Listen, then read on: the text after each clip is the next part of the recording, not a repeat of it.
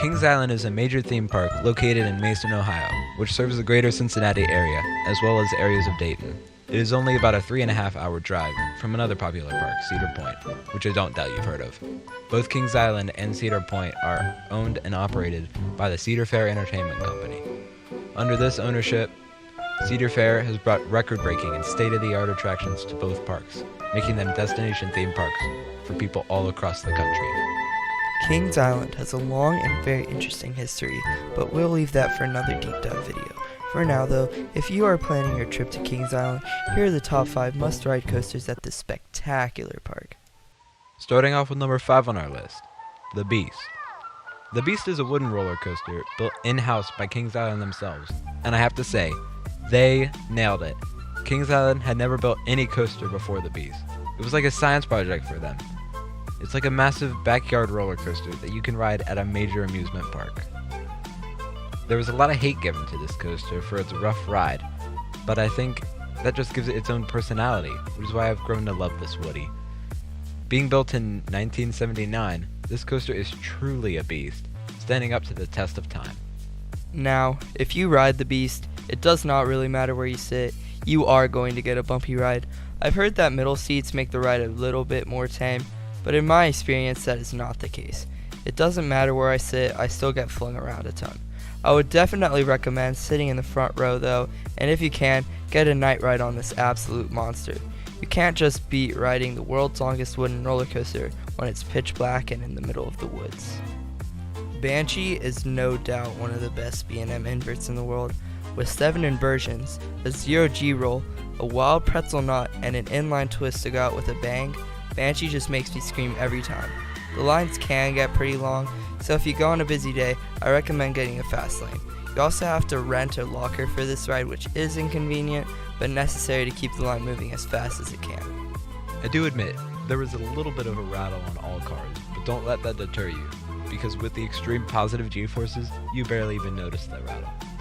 The best row is the front, which makes you feel like you're flying, and you really get a sense of speed, with all the air rushing against your face and body. Overall, an amazing ride experience. Make sure to smile at the bottom of the dive loop. The park's only Giga coaster, Orion, really does pack a punch. The first drop just barely reaches 300 feet, but it feels like an eternity. This B&M coaster is the newest at the park, not including Snoopy soapbox races opening this year. Orion has come with a great ride, which also means long lines.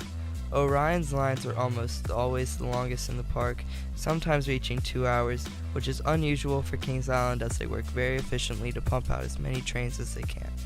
The best seat on this thrill of a ride is the back row on an outside seat. On the leftmost seat, you get crazy laterals on the wave turn and turnaround, which makes you feel like you're about to fall from the sky with the B&M clamshell strains. The only reason I don't recommend front seat is because going 91 miles an hour, your face just gets blasted with wind, and it's not a great riding experience when you can't even see where you're going. Nonetheless, after riding Orion, it will leave you out of this world. Diamondback, a hypercoaster also built by B&M, stands 230 feet tall. This coaster is ranked high by enthusiasts all over the world, including us. It was really hard to decide which to rank number 2, but we chose Diamondback for this spot because while the incredible floater airtime and the one-of-a-kind splashdown is spectacular, the trim brakes towards the middle of the ride really just ruins the second half. I know they're necessary for the bunny hills ahead, but I would personally like to fly over them and get some nice ejector airtime. I'm glad, however, that the trim brakes can be adjusted based on how fast the trains are going.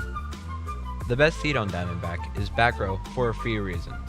First off, it makes the first drop feel like Orion's first drop, being whipped over the hill. Also, the airtime lasts so much longer and pulls you out of your seat so much more than on any other seat. If you put your hands behind your back during the splashdown, your hands just get pelted with water, which cools you down on a hot summer day. I didn't choose the front row because with Diamondback's stadium-style seating, you can really get a front row view from any seat.